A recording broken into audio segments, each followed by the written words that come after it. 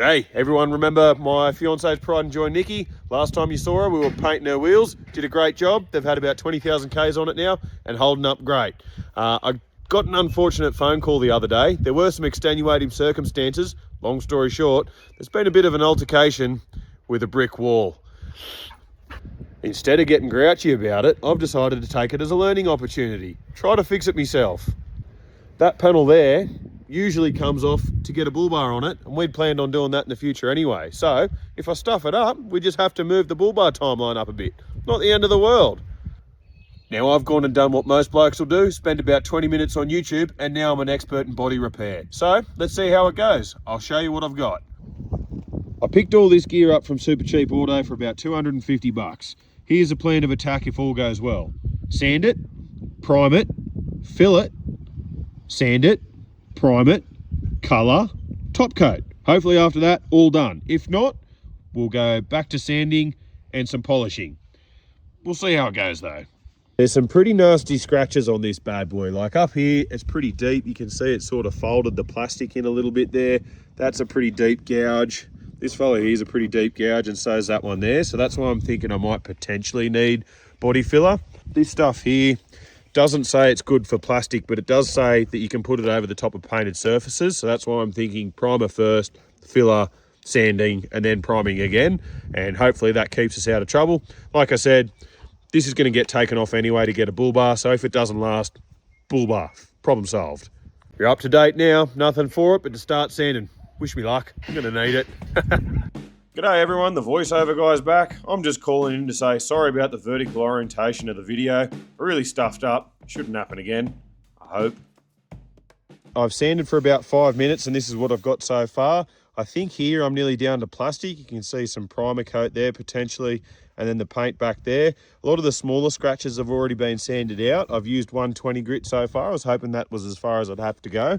But as you can see here, the bricks have pushed that in a bit here, and it's sort of all piled up there. So I think I'm going to have to run some 80 grit here. It's just going to be a bit harder to sand those scratches out. This here is in a pretty bad spot as well, being right on the corner of that seam of the bumper. It's pretty deep, but I'm going to keep sanding. Try 80 grit there and 80 grit there, and see how I go. Probably down a bit here as well. I tell you what, one thing I didn't expect when I took on this project was how daunting it is taking sandpaper to a nice car, despite the little ding. It was tough. I've been sanding for about an hour now. I've ended up hitting everything with the 80. There was some pretty deep scratches in there. I don't know if you can see it too well on the video, but this bit here is a low spot because it's sort of hit the brick in this direction and deformed the plastic, and it sort of comes away, you know, a bit sort of like this. And so it's made a low spot here and a low spot there and a high spot here.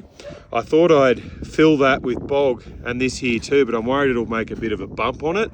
So what I'm going to try to do is really roughly sand this here to get it all in the same plane kind of thing, and then feather it out to this sort of swage line, I think it's called, the swage line, but the crease essentially here and down to here. So sand really heavily here and sort of feather it out around here and up to there. At the moment, I'm just going nuts, and we'll see how she turns out.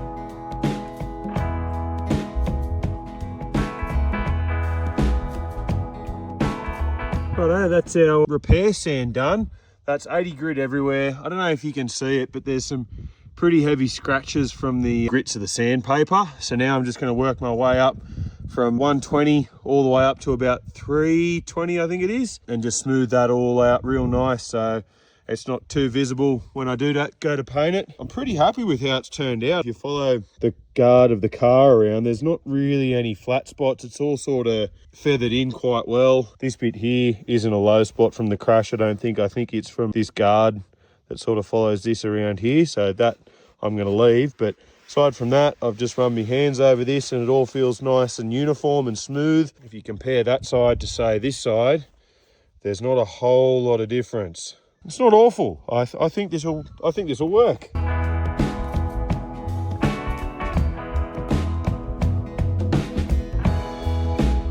Righto, this is where we're at after sanding up to 320 grit. I've got all the scratches out. I've got all those micro scratches out from the 80 grit sandpaper. I've tried to feather this as best I can. You can sort of see here, you know, the clear coat that hasn't been touched, clear coat that's been scuffed up into primer coat here and into the plastic. Try to keep that sort of, that's probably about 1.5 inches wide, or sort of, you know, 30-40 mil wide kind of thing over that space. I've run into a bit of a problem. If you see this dark line here, you can sort of see that's gone just about all the way through the plastic. So what I think I'm going to have to do is give it a hit with the primer coat, scuff it up a bit, then put some bog over that, hopefully to strengthen it up a bit, sand it down again, primer coat again, and then hopefully we can go over it with the base colour. So that's the plan moving forward. All the paint products I'm using I picked up from Super Cheap Auto. The brand I think is called Colour Spec or something along those lines, and it all worked really well. It was a 3-part system. They had a primer, the base coat that they mix up in store based on your paint coat from the car, and then their top clear coat too. You'll find all the application directions, including dry times, on the back of the cans. It's pretty easy to follow.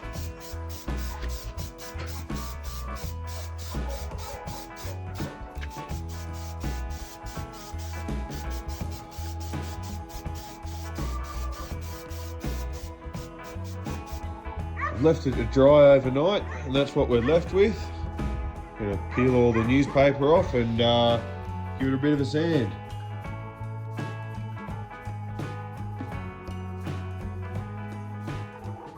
I'm just using this 800 grit sandpaper to sort of feather this edge out. You can sort of see if I look in there real close, there's a definite sort of line, and I can feel it with my finger. Just trying to flatten it out to a point where I can't even feel it with my finger. I'm hoping to sort of get through a bit of this red back here as it flattens down. I've done a pretty thick coat though, because I did have a few contaminants on the finish, so I was hoping that if I laid the primer on pretty thick, I could sand the contaminants out of it. I just got a marker and circled this bit here where that plastic's pretty thin. I'm going to go over it with some 80 grit sandpaper to rough it up a little bit and put some of that body filler on it. Probably just feather a mil or two over that spot just to hopefully strengthen it up a bit. Then I'll sand it back again. Then hopefully we're ready to tape up and put the base colour on. As we continue with amateur hour, I must have forgot to push record on my phone, so I missed mixing up the bog, but it's pretty simple. 2-part thing, just like builder's bog. Mix it up, slap it on, sand it off. Simple. That's what we've got now that I've sanded that with some 320 grit sandpaper. You can see there now, if I push that in, that crease doesn't come, so that's a great success.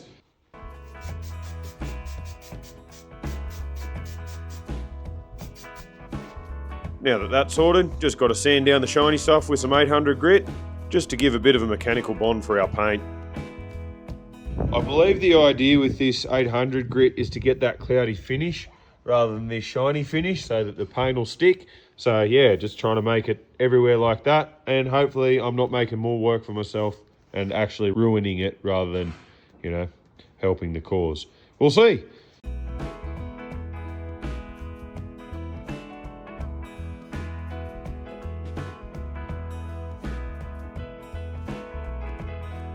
Ready for paint. I've given it all a clean down with some metho and a microfiber towel, nice clean one. Wherever I could, I've doubled the tape over like that and followed the lines of the car, any folds or bends or anything in the natural body of the car, and I can just sort of peel it back 1 millimetre at a time.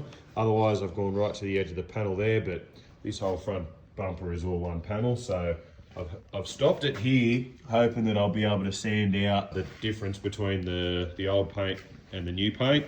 So anyway, we'll see how we go.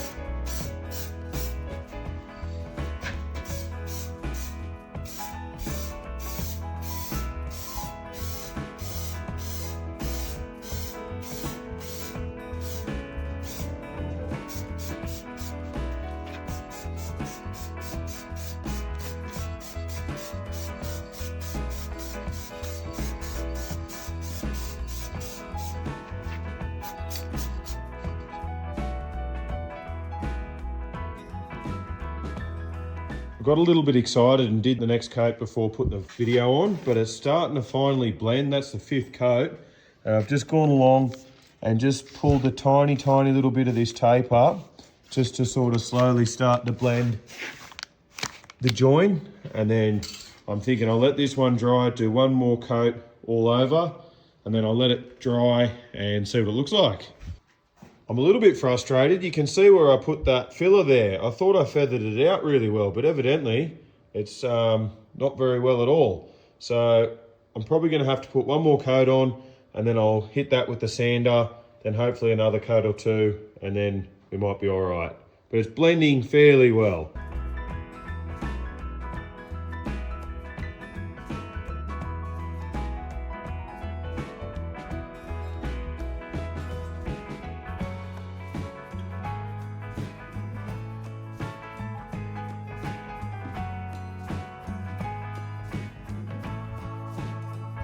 That's it after a sand. I think I got it all. Just used 800 grit sandpaper.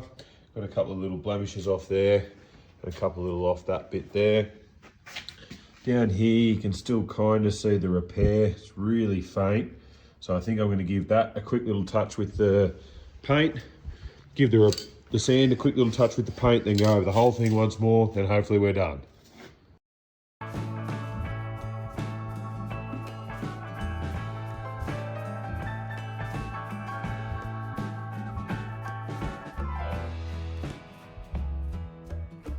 It's night time and a bit cold around here this time of year, so I've had to grab a hairdryer to help this paint dry off a little bit before it gets too contaminated.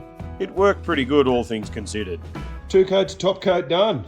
It's got a bit of orange peel though, so I'm going to try and go a 3rd coat so that hopefully it all evens out. If it doesn't even out, at least I've got plenty to sand down with some 1500 and 2000 grit sandpaper. Then I'll have to hit it with a polisher. But see how we go. It's a damn sight better than what I thought it was going to be. So I'm really, really happy with how this has gone. I think I've done pretty well for a carpenter. Woohoo!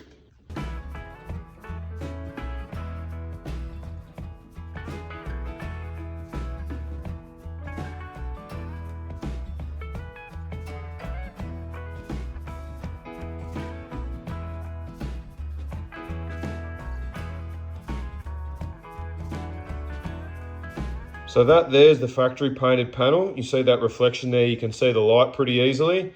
And that there's the one that I painted. You can see it's got quite a bit of that orange peel finish. So I'm gonna try and do a little patch test of some polish. And if that works, great. Otherwise, I'm more than likely going to grab some 1500 sandpaper, 2000 sandpaper, and then give it a polish and a buff. So here we go. Along with the sandpaper, I've just got a cheap spray bottle from Bunnings and just thrown a tiny little bit of dish soap and water in there just to help everything slide a little bit easier. Just a little tip of the trade that us pros use, you know. I've gone and done a little patch test just before I get too far ahead of myself. Based on the video that I watched, you can leave a little bit of this orange peel as long as it feels smooth. That bit there, I've probably sanded a bit too much. This bit probably not quite enough, and that bit's probably pretty close to bang on.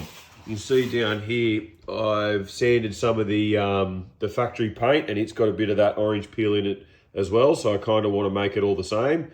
So yeah, that's what I'll try to go for this sort of finish up here, just to get it all even. And yeah, so I just got to do the rest of it with the 2000, and we'll go from there. Not 100% sure what caused the orange peel. Could have been too cold, could have been the application method I used, could have been the paint that I used, I don't know, but it wasn't too hard to fix.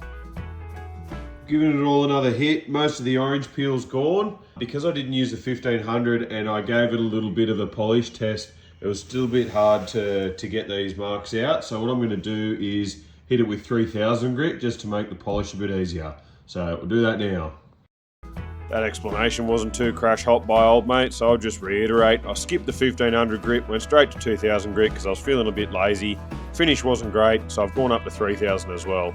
I'd probably recommend going 1500, 2000, 3000 grit if I was to ever do this again. Make it a bit quicker. Finish we're left with after 3000. That's the factory panel. I'm going to do a quick little test polish just with the hand polisher and see how it goes.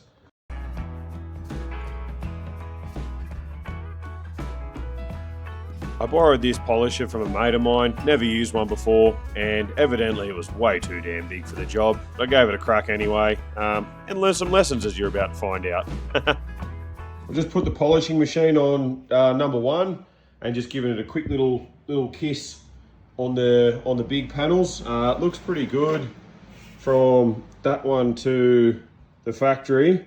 Probably needs a little bit more love, but I've decided to do away with it because it's a bit too big for me anyway, for a first timer. I've worn through the paint just here, which isn't a great sign, so I'll have to touch that up later.